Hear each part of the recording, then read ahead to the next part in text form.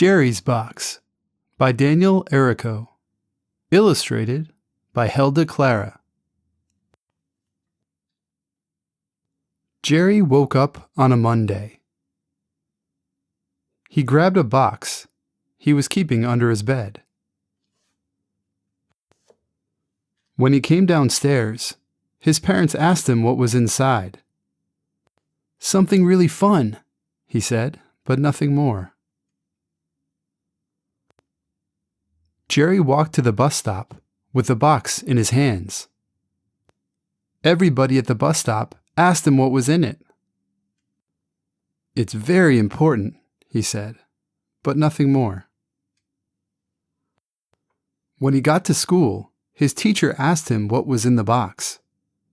"It's a secret," he said, but nothing more. At lunch, his friends all crowded around and asked him to open it. "I can't. It's a gift," he said, but nothing more. The box sat with him all day, and no one in class could think about anything else. His teacher didn't let Jerry know, but she was curious too. She decided to send him to the principal for disturbing the class, hoping to get an answer. The principal asked Jerry what he was keeping in the box. "It's not for you," he said, but nothing more. Jerry went back to class and sat down. The entire class was watching as he handed the teacher a note from the principal. "Well, if it's a gift, Jerry, I suggest you deliver it now." Jerry turned around and faced the class.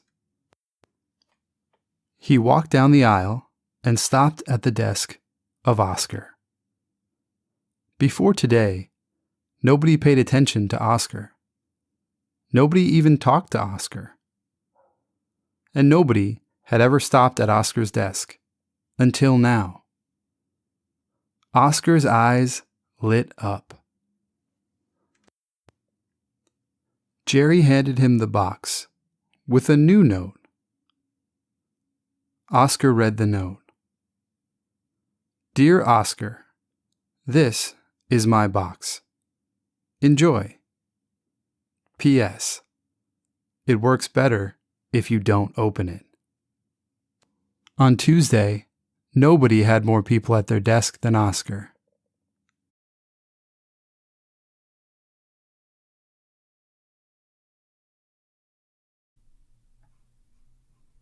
Why the Cricket Chirps by Daniel Errico.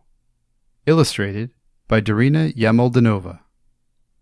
Before there were seasons, the cricket could fly. He flew faster than the bumblebee. He flew higher than the falcon. And he flew fancier than the flying marmaduke, who was quite a fancy flyer. The cricket had flown all over the world.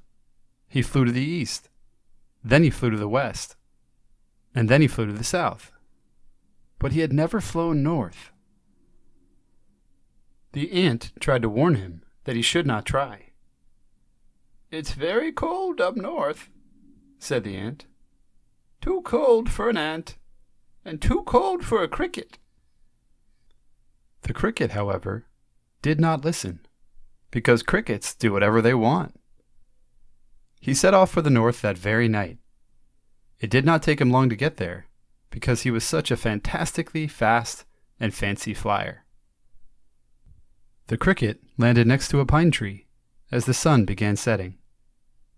There was snow everywhere he looked. There was snow on the trees. There was snow on the ground. And there was snow on top of the mountains. The moose came walking over to him very slowly. "Oh, hello," said the moose. "Bundle up. Nighttime is coming." The cricket did not listen, because crickets do whatever they want. He flew up into a pine tree to settle in for a good sleep.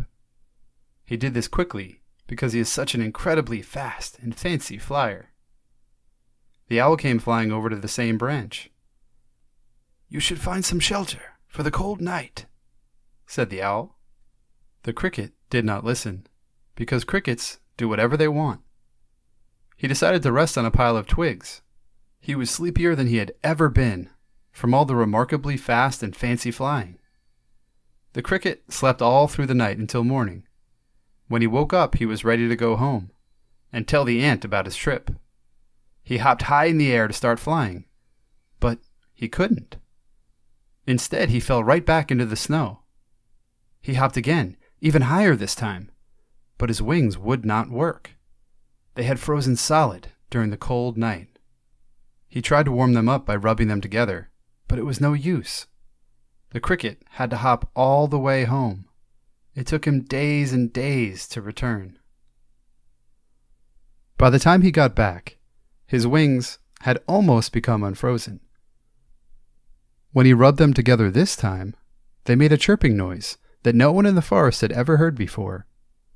And every time he rubbed his wings together, they chirped a little bit louder and got a little less frozen.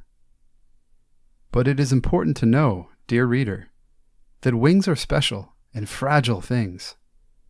This is why the greatest care should always be taken around them. They are not meant to be frozen, and once they are, they may never be the same again. Even though the cricket's wings were no longer frozen, he still could not fly. And ever since then, the cricket stays on the ground like his friend the ant, and hops from place to place. And now the cricket is the fastest and fanciest hopper there is. At nighttime, you can hear him chirping, from rubbing his wings together to keep warm. But he is doing much more than just that. The cricket is telling you how warm or cold it is by chirping. He chirps faster when it is warm, and slower when it is cold. This way, you will not make the same mistake that he did. However, that is only if you decide to listen. Dolbear's law states that if you count the number of times a cricket chirps in 15 seconds and add 40, it will give you roughly the temperature in degrees Fahrenheit. How Firefly Got His Light. Written by Daniel Errico and illustrated by Darina Yamoldanova. Long ago, there was no such thing as nighttime. Sun and moon were the best of friends, and they never left the sky. Moon looked after the quiet oceans, and sun shone brightly over all the land. Elephant lived on the plains. The sunlight made his skin very hot. He tried to cool off in a mud bath, but sun dried it up. He tried fanning himself, but his ears got tired. One day he called out to Sun, "You dry the ground and burn my feet. I cannot stand this awful heat." But Sun did not listen, and Moon did not say a word. Owl lived in a tall tree in the forest. She could not hunt in the sunlight. She tried to catch Mouse for dinner, but Mouse saw her coming and ran away. She tried eating berries instead, but they did not fill her up. One day she called out to Sun, "Mouse can see me in the light. I cannot hunt with you so bright." But Sun did not listen, and Moon did not say a word. Baby Turtle hatched on the beach by the ocean. To reach the sea, he needed the tides to pull him in. He tried to swim out, but the waves pushed him back on shore. He waited for the tides to come, but they never did. One day, he called out to Moon, "I need the tides to reach the seas. I beg of you to bring them, please." Moon heard the animals, and she asked Sun if there was a way they could help them. Sun cared deeply for Moon, and he agreed. Together, they came up with a plan. Sun called down to all the animals, "For the sake of Elephant Owl and Baby Turtle, Moon and I have decided to share the sky. When I rise, Moon will set and leave the sky bright. When Moon rises, I will set and leave the sky dark. Moon will bring the tides each day as she travels through the sky, and it will be cool and dark. Sun continued, and when I rise, I will once again make the sky bright.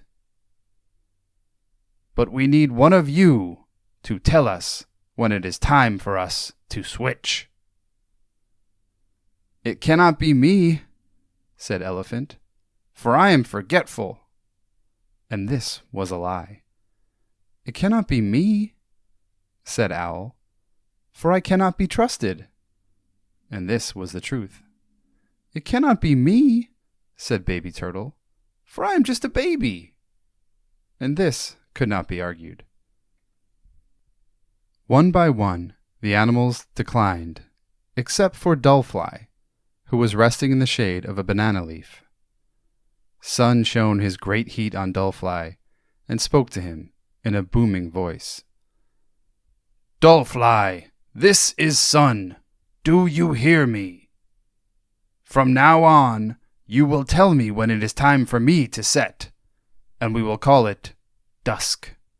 And you will tell Moon when it is time for her to set, and we will call it dawn. I cannot, Dullfly said, frightened by Sun's loud command. I am too small for you to see. Sun exhaled and shot a burst of light straight into Dullfly's body, making it glow brightly. There! From now on, you will be known as Firefly, and you will flash your light to send us a signal, said Sun. And from that day forth, Firefly did just that. So, if you happen to catch Firefly at dawn or dusk, you must be sure to let him go, because it is he who decides when Moon brings the tides, and when Sun rises and sets.